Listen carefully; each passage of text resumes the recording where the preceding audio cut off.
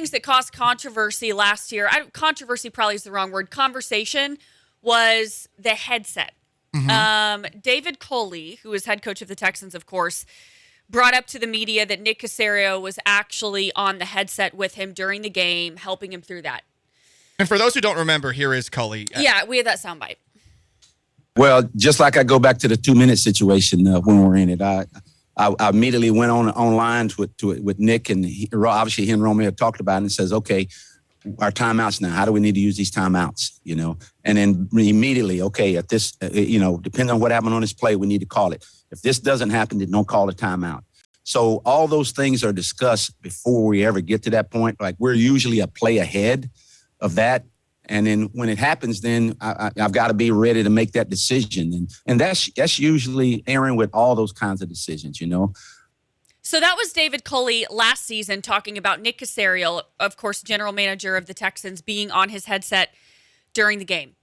That caused some conversation. There were articles written about it. Should he or shouldn't be on the headset? To me, it wasn't as big of a deal because we all knew this was David Culley's first head coaching job. We knew that there were going to be things that he maybe needed help with, and he didn't seem to. Now, I could be wrong about this, but he didn't seem to really mind Nick Caserio being on the headset. Yesterday on the Rich Eisen show, Lovie Smith, now head coach of the Houston Texans, was asked about that scenario of Nick Caserio possibly being on the headset, and his answer was a little bit different. Rich, people do it, a lot of different ways. I've been a head football coach for a long period of time. Yes. I haven't had the general manager involved on game day and don't plan on it. But so, again, things were done differently at different places. We have a system that we're pretty comfortable with here, and Nick and I have talked about that. Nick's going to be available to help in any way that we think he should, and we feel pretty good about that plan. All right, in any way we think he should. Nick's going to be involved in any way that we think he should. But that's we as an I. And he also said, don't plan on it. Right. On game day, I don't plan on it. Right. And look. So to me, it's not as much that, it's an absolute no. But to me, Lovie Smith doesn't seem as keen on it. I'm not saying it's going to be an issue, but he doesn't sound as keen on it as David Culley was. Which is understandable, but at the same time, what coach should be above getting suggestions from somebody that's at the top who's been a part of the best organization in sports history for the last 20 years? It's not that he's above it. It's that Lovie Smith is a man in his 60s, and this is his third head coaching job in the NFL, and he doesn't need somebody to tell him what to do. Well, that justifies him being able to be stubborn. I mean, it didn't work out his last job, clearly, and I don't think it necessarily worked out for him that well in Chicago after they made it to the Super Bowl, when all of a sudden there were offensive decisions that he had to be making. Now, again, they never had a quarterback, so I can understand why it never got to that point. But Vanessa, I feel like someone like Lovie Smith should be open to all help. And I don't understand why it's such a possible bad thing for a head coach to have somebody else in his ear that's helping him out. These guys suck at game management decisions. How many of these people have no idea? Lovie Smith? Every single coach in the NFL is way worse. So you think that at the making game GM of the decisions. Steelers is in Mike Tomlin's ear? No. You think that Chris Ballard is in Frank Reich's ear? No, I don't, but I'm saying maybe they should be. So why does Lovie Smith need Nick Caserio in his ear telling him what to do? Well, why, my argument to that is, why doesn't he? He's perfectly competent. He's 63. Do you need me to read you his resume? You can read the resume, but the resume doesn't mean that this guy is good. So much experience. These guys have he has a lot of experience. Does he have experience where he is at his utmost best? Because these guys are all bad at timeouts. They're all bad at challenges. They could actually use somebody else that is helping them make the toughest decisions possible. I'm not saying every single second of every single game that they should have somebody talking to them, but Lovie Smith is not above having Nick Caserio talk to him. I'm sorry. You haven't won a Super Bowl. You have not been to a Super Bowl since then. He's been to a Super Bowl? Right. It's been a long time since then. Nick Caserio has been a part of an organization that went to 9.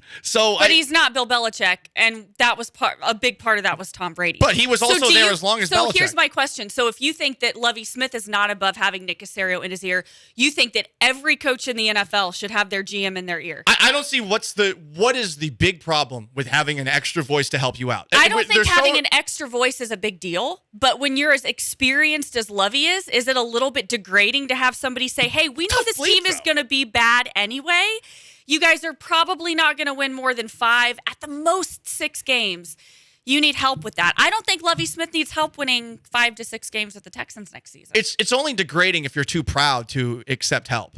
And how many of us are like that? I don't think it's degrading at all. What is wrong with a little extra help? I am not for help that is obnoxious and over the top, but right.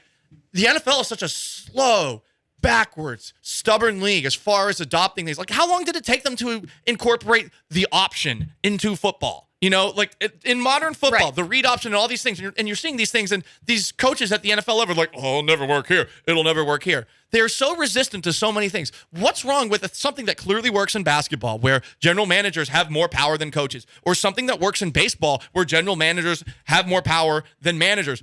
Why is it the worst idea in the world to have a general manager who has a background in doing the things that coaches do? What's wrong with that guy being an extra voice for Lovie Smith? I don't think Lovie needs it. I don't think he needs it. Now, if it's a collaboration, if it's Nick Caserio saying, I'm going to offer you this help, but you have the final say, that's great. Because there may be times when Lovie Smith says, Nick, can you give me your perspective on that? I'm not saying that it's bad if it's collaboration, but I don't think that he needs it. I don't think it's necessary. And it's his third head coaching job. I know in Tampa Bay it didn't go well. We want to know also what our listeners think. Mm-hmm. So at us on Twitter. The way that you're describing it is the way that the majority of coaches across the league look at it. And that's, I think, part of the problem. That they look at it as if it is this bad thing. You're right from one perspective that you said here. As far as the final decisions, someone has to make the final decisions, because the big problem that happens so often on sidelines is that coaches take too long to make decisions. And if you have multiple voices that are making crucial decisions, okay, that's a problem. But what's wrong with this input? I don't think it's wrong if it's collaborative, but who do you think should get in this particular situation? Because every situation is going to be different. Having a really young head coach with a very experienced GM may be a different dynamic. But Paul, for this dynamic right here, Nick Caserio and Lovie Smith, 63 years old, on his third head coaching job, who do you think should get the final say? If I'm picking between those two? Yeah. No offense, I'm picking the guy who is with the good organization as opposed to Lovie Smith. I'm picking Lovie Smith 10 out of 10 times. 10 out of 10. Because he has the experience, and this is his... But Caserio has 20 years of experience with the Patriots. I like Nick Caserio. Just FYI, I think Nick Caserio is awesome, and I think he had a great draft class. I think he'd be great to collaborate with Lovie Smith on the headset, but the key word is collaborate, not dictate, and not make the final say. Lovie Smith does not need a babysitter. He's a grown man. Stop, collaborate, and listen. Why can't Lovie Smith listen? That's all I'm asking for in this situation, and I feel like the idea that it's babysitting, it's not necessarily that. Like, I feel like we all should be open to help, even if it's coming in an unconventional way. And I can understand why Lovie Smith's uncomfortable with it. Don't get me wrong. Like, I would be perhaps annoyed at first if somebody was in my ear telling me, "Oh no, this is the take that you need to have right now, Paul. Actually, no, you need to talk about how like Deshaun Watson actually should be the Texans starting quarterback." Like, if I had someone in my ear doing that and trying to overrule me, I would get it. That would drive me crazy. But I think that we should evolve, especially the NFL, and a head coach with a guy that has 20 years of experience where he's not just doing scouting, he's doing coaching things. He is with Bill Belichick for a while. Lovie Smith has so much experience. I know, but I'm just not impressed by Lovie Smith. Chicken. I know, but look, Lovie Smith, not a spring chicken, seems like a very nice guy. I'm not impressed by his resume. If they had hired Josh McCown, I would want Nick Caserio to have all the say, probably. I totally agree.